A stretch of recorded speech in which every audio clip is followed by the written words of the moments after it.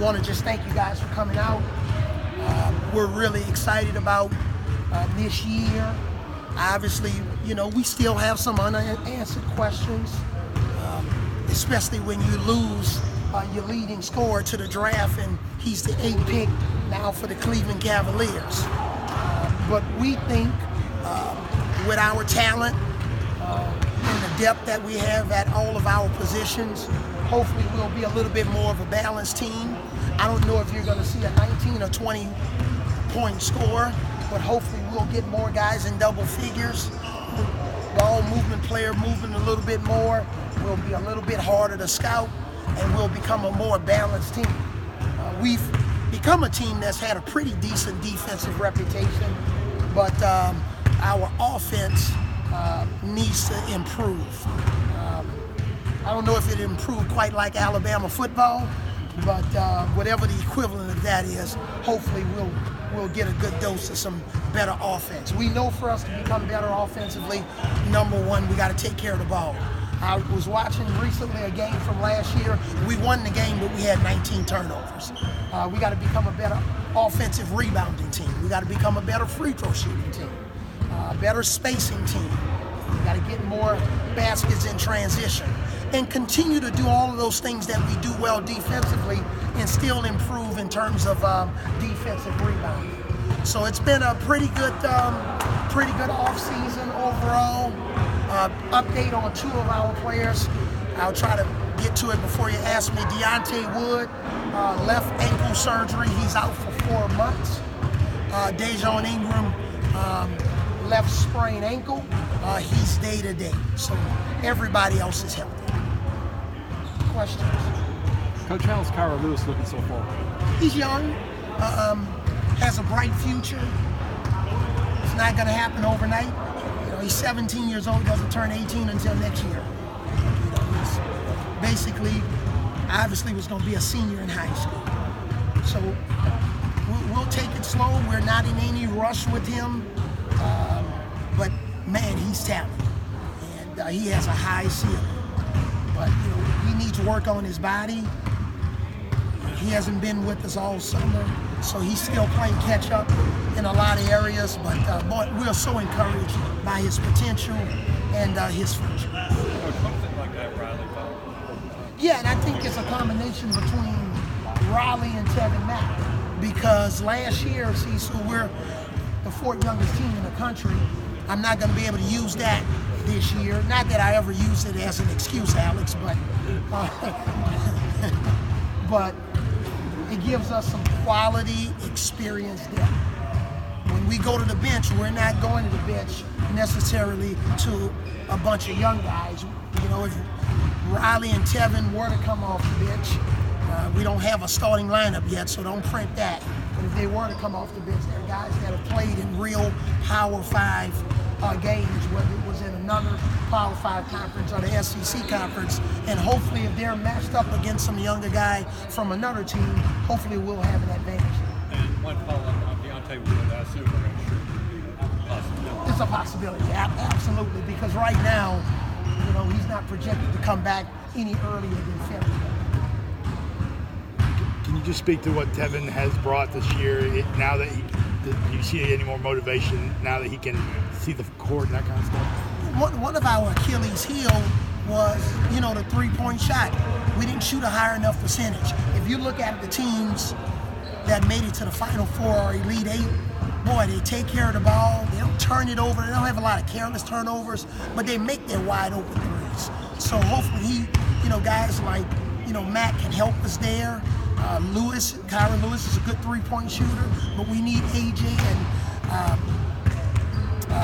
we need Dejon Ingram to be a better 3-point shooter. We need Alex Reese to make a higher percentage of threes, and on and on. Riley Norris. So we think if we can have more guys that shoot a higher percentage, we think that's going to help us offensively. And the ones that we miss, hopefully we'll get more offensive rebounds, and because that's one of the best times to really get threes is on an offensive rebound. If you don't get it, and kick it out for a three. Seems like Davion Fleming can provide that muscle down low.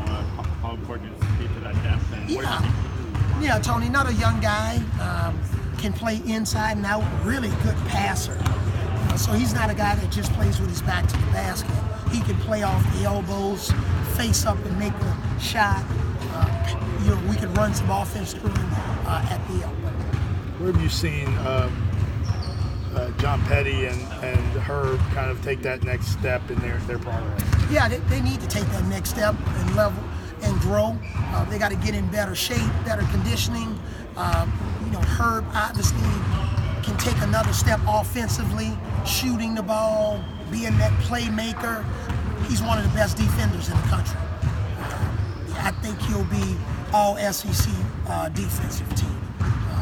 And Petty got to continue to improve shot selection, taking care of the ball on offense, but at the same time being very competitive on the defensive end. So as well as Petty shoots it on the offensive end, hopefully at home and on the road with a level of growth and development, strengthening his body.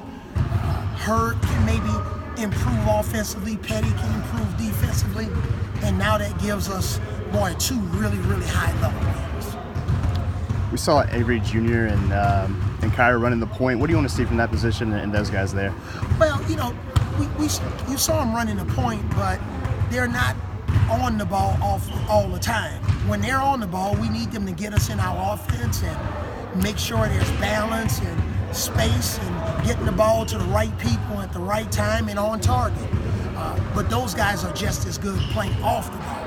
So then that means Herb will possibly be on the ball. Or Dejon, when he's back, he'll be on the ball. So that gives us a lot more flexibility than maybe one guy potentially having it all the time and the defense being able to key in on that one player. How do you hope to diversify the offense now that you kind of don't have that one guy you're going to rely on? Well, it's just, it's kind of like anything. And man, I know you guys get tired of me using football examples, but again, if a quarterback has multiple wide receivers to throw the ball to and a tight end that can catch the ball and running backs, that's the same thing equivalent for us.